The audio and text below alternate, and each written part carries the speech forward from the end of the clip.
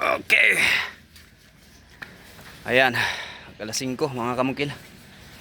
Ito na yung update ng ating trabaho mga kamukil sa roof framing. Ayan. So kahapon, dahil laging umuulan pagkahapon, hanggang paglatag lang kami ng parlina, no? Hindi pa tayo nakapaglagay ng support member dyan ngayon. Nalagyan na namin. Ito lang dito na part, yun doon hindi pa, kaya hindi ko pa tinanggal yung tukod, no? Kapag wala kasi yan mga kamukil, yung iba kasi nirerekta nila ng ganyan, tapos 2x6 yung gamit nila, no? Pwede naman yun, wala naman problema doon. So ang ano lang doon, magkakaroon talaga siya ng vibration pagka walang support member. Rektahan tayo kahit na sabihin natin 2mm yung gamit nyo dyan, okay lang kapag hindi katulad nito. Hindi katulad nito kalapad, no? Pero pagka malapada na mga kamukil, lalapas na tayo sa 8 meters yung bahay.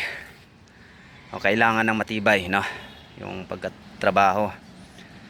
So ito, kung napapansin nyo, napakalapad, no? So yung mga materialis natin dito, 2x4 at saka 2x3 na tubular, no? Ito talaga yung pinaka-specialty ko dati. Tayong mga CPR lens, no? May nakikita lang ako sa CPR lens na hindi magandang gamitin, tapos napakagastos, no? Kung gusto natin patibayin talaga yung CPR lens, magastos talaga. Kung tutuusin natin, ipapalabas natin yung saktong tibay.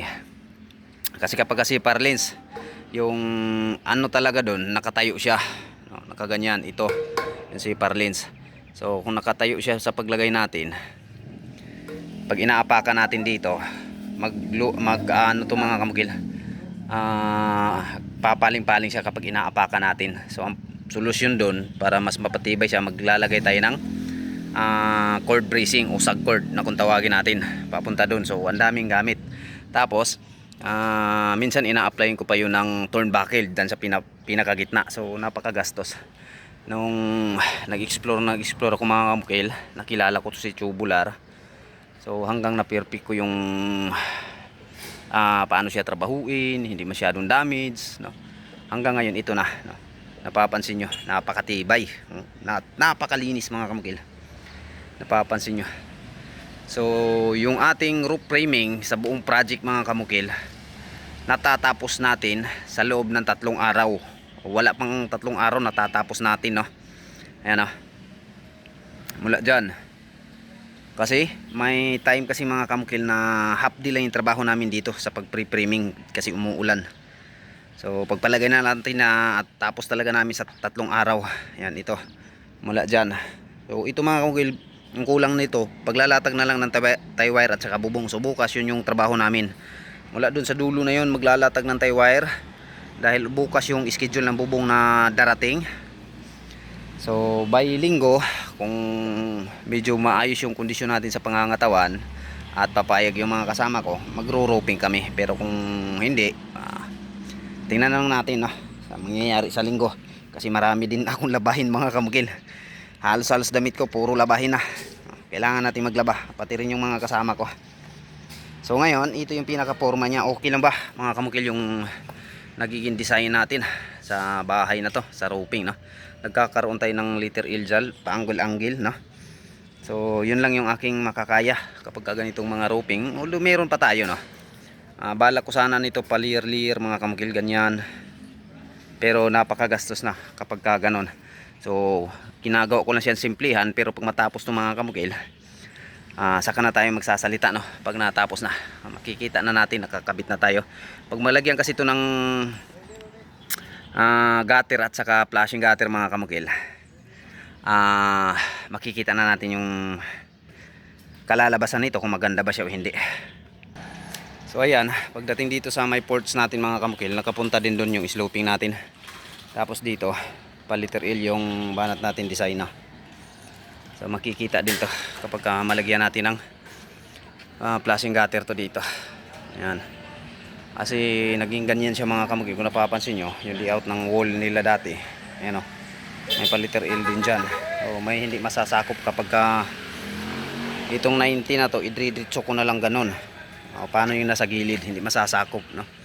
Kung unang plano ko, lagyan talaga siya ng bubong ng para sa kanya, papunta din dun.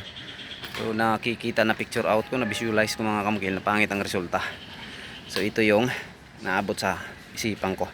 So mula dyan naglagay ako ng 2.5 meters na Raptor. So yun yung diniretso ko doon. O naging 1 meter din yung ano natin dyan, magiging ceiling natin doon lahat to, palibot nitong ano na to, roofing na to. Tapos dito, ito din pinakaharap na to, ito nag-angle din ako dito, no? Ito makikita natin dito, nag-angle din ako dito. Yan, ayan o. O kulang pa, yan yung lalagyan ng 2x3 bukas pala, pag ganyan dito. So ito medyo mataas to dito mga kamukil, yung pinaka-ceiling natin dyan nasa 1.5 meters ito dito. Pagdating dito nag-ano tayo ng 50 cm, nag-adjust tayo ng 50 cm papasok doon. So, nagiging 1 meter to yung ating ano dito, papunta din sa dulo. O paikot na yan. Pagdating doon sa likod nagiging 0.5 meter tayo doon, kasi pader na din sa kabila, bahay na din sa kabila. So kaya naging maiksi yung ano natin doon, naging bulada natin doon. And then nag-move forward o backward tayo doon mga kamukila sa wall. May existing na wall itong bahay na to dati, sinira namin yan, tapos pinalakihan namin doon papunta doon sa likuran na yun. Kaya nag-iwan na lang tayo ng madadaanan doon, almost 0.6 meters doon sa talikuran. Makakadaan lang yung tao na lilinisan yung likod, tapos doon natin ipapadaan lahat ng mga tubig, no, na ginagamit sa bahay na to. Doon natin ipapadaan, tapon doon sa may kanal na yun. Okay, o ito na sa wakas, thank you Lord. Nakuha ko yung pinaka-target namin na 3 araw matatapos tong mahigit 150 square meter na bahay na. O kanya-kanyang trabaho kami mga kamukil. Yung bumanat lang talaga dito, dalawa lang kami sa pagro-roofing, tapos dalawa din dyan mason natin, kasi yung dalawa namin kasama umuwi. Tapos ngayon hindi na babalik. O namang problema tayo na saan tayo kukuha ng kasama, pero okay lang, no? Tingnan, subukan natin mga kamukil. Total mga fighter din naman itong mga kasama ko. So yung trabaho nila, kung nakapapansin nyo, ayan, sarado na lahat mga kamukil. Nakapatong na yung ating mga Raptor sa CHB. Nakapag-pile na tayo. Lahat na yan. Ayan o. So yung kulang na lang yan dyan, no? Tatanggalin yung kahoy na yan, papalitan natin ng CHB. Sasaluin din natin yung pinaka-gert natin o runner natin dyan, no? Na siyang nagbubuhat sa ating Raptor. So doon na side, ayan, sarado na din. Kulang na lang dyan, pagpapalitada. Electrical natin, no?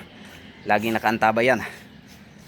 Paglalagay ng mga abang, ito nalagyan natin ng support member mga kamukil. Kung wala support member to, uuga-uga to mga kamukil kapag inaapakan to. Pero dahil may support member na siya, parang wala lang, ba?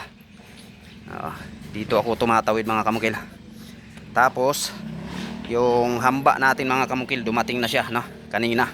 Next week din, maaga pa lang mga kamukil, in-order ko na itong mga hamba natin sa pintuan. Ayan o. So yan yung ikakabit ko mga kamukil kapag may beacon time ako, no?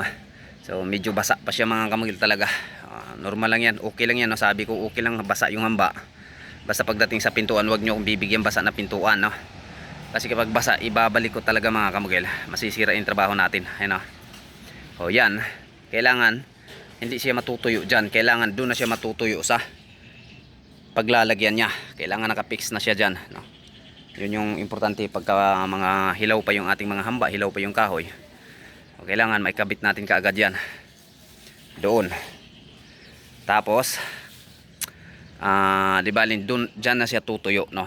Total nakalock na siya ng mabuti, hindi na siya gagalaw kahit matutuyo pa siya. So ito na yung pinaka-forma natin.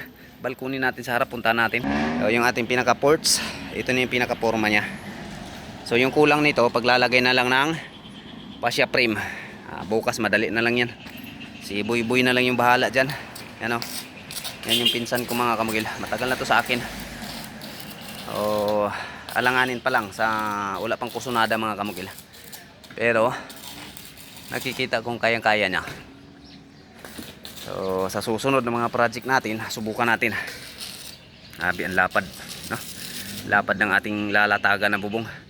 So sa paglalatag ng bubong nito, isang araw pinaka-target namin. O isang araw din yung pinaka-target ko sa pagkabit ng mga gutter at saka flashing gutter. O nasa mga 2 araw at kalahati, yung pinakamataas kong target dito.